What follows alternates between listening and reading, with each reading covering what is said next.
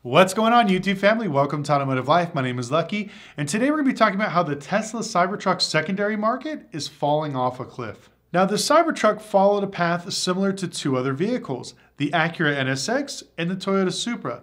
Now, all three of these cars were in high demand. When the concepts came out, it blew people's minds. People were extremely excited to buy these cars. But what happened was it took way too long for them to be actually production made, and then a lot of things have changed to the production model. So when the Acura NSX came out, dealers were asking $100,000 over MSRP because they made such a limited quantity. I think they were making 100 for the first year. So they thought that people would lose their minds. The first few just flew off the shelf because they were high-end collectors that bought these.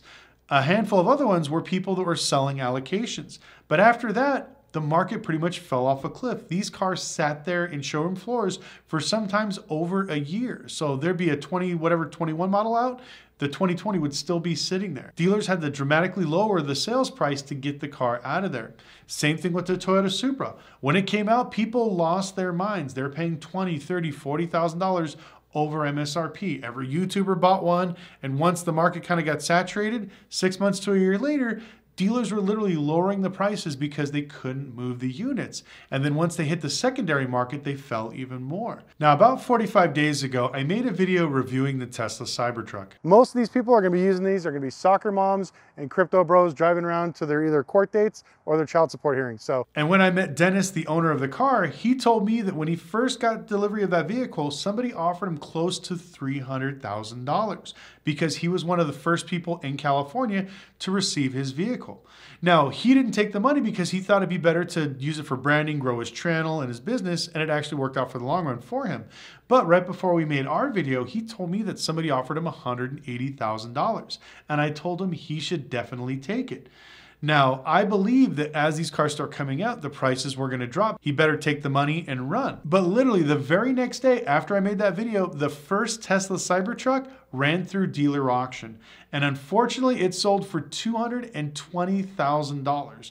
Now, I don't know what idiot would pay that much money, but it reset the whole market. So everybody and their grandma that was sitting on their Cybertrucks trying to sell them for 160, 170K are now magically offering theirs for $220,000 because if his is worth 220, mine's worth 220. We noticed something that was very crazy. Within a short time span, like maybe 45 days, we saw cars being offered from 220 to 200 to 190 to 180 to 170 to right before I made this video on one of my wholesale groups, a car was selling about $163,000. So how can we have that much of a drop off in just as little as 45 days? Now, I'll tell you a few reasons why, but I want to explain allocations to make all this make sense. Now, there are people like a few of my friends that buy allocations for a living. What this means is they take around $500,000 to $700,000 every single year, and every exotic car, whether it's a Ferrari, Lamborghini, Aston Martin, Rolls-Royce, Benz, or something like a rare sports car, Z06, Shelby Mustang, Nismo GTR, they will go and put $5,000 to $10,000 to $15,000 to $20,000 to $100,000 down on all of these cars. Now, why would somebody do that? Well, allocation flipping is a very big business. And like I said, a few of my friends do this for a living. They put the money down and then they wait for anywhere from 6 months to a year before their car is done. Now, they can sell their allocation in two ways. Once it gets to this point where it's actually ready to be built, they can literally sell their spot in line for $10,000, $20,000, $30,000, all the way up to $100,000, depending on the vehicle. The other way to do it is they'll buy the car, especially if it's a highly desired car. They'll buy it, they'll build the car, and then once it actually touches down in front of their house, then they will turn around and flip it and make an extra, 10, 20, 30, all the way up to 100 grand. Now, how can people do this? So the best way I can explain of flipping allocations is basically you're buying to skip ahead in line. Instead of waiting a year, 2 years, because before I built my G-Wagon, that's the whole reason why I'm building my G6x6. If you can, definitely check out that build on my video. It's pretty awesome. I didn't want to wait 2 years. I put 10 grand down on a Lamborghini Technica, and it's been sitting there for over a year and a half. I wasn't told when my build date was coming, didn't know when it was going to come in, so I decided to go ahead and cancel my order and take my money elsewhere. But there's a lot of people that don't want to wait in line for a year, 2 years. So let's just say you fell into some money. You sold your company, maybe you're a new athlete, you just signed your contract, you just signed your first record deal, or you just had your first Hollywood movie. all these people that just came into new money want to buy these cars. So when they go to the dealership and they find out it's a 1 to 2 year wait, they don't want to wait. They'd rather pay extra to get the car now. And that's what develops the market. Now, I believe this is a very big problem when it comes to the Tesla Cybertruck, because I think a majority of the people that bought these are not buying them to keep them, they're buying them to flip them.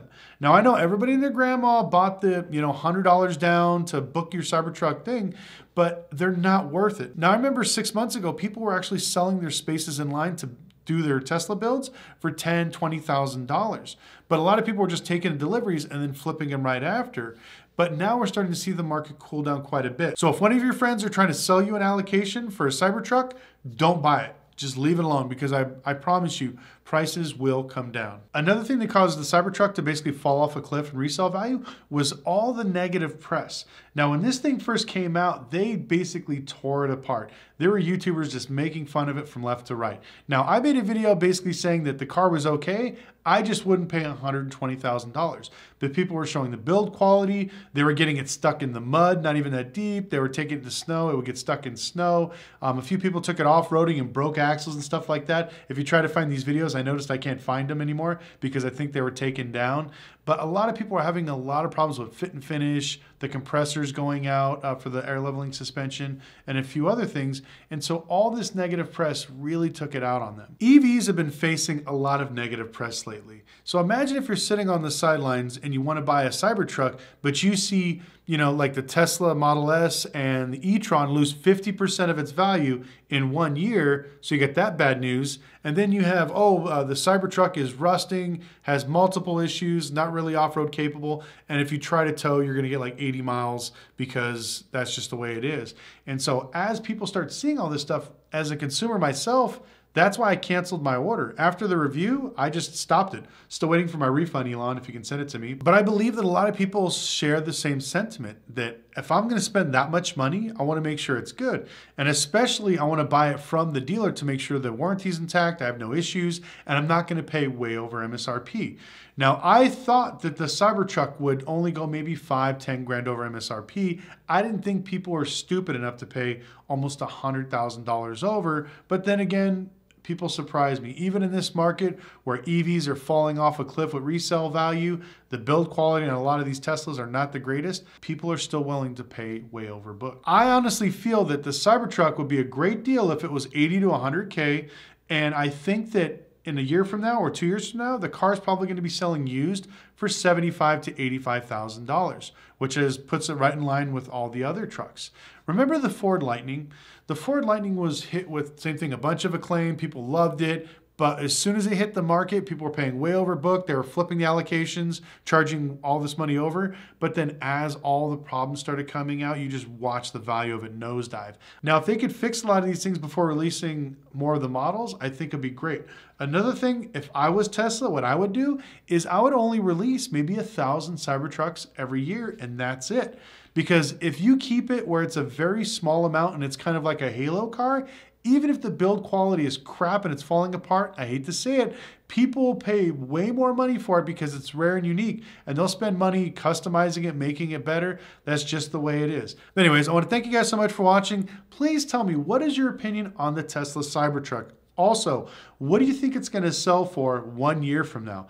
Please put it in the comment section below, because what I'm going to do is I'm going to make a follow-up video 1 year from today to see where the market's at, to see how far we're off. Because in my other video, if you watch my Tesla review video, I literally said that they're going to be selling around $70,000 to $80,000. And I feel like we're already on this trend. But let me know your opinions down below. If you've liked or learned anything from this video, please like and subscribe. Also follow me on Instagram at Lucky Lopez. And I was thinking about doing a live video, not this Friday, but next Friday.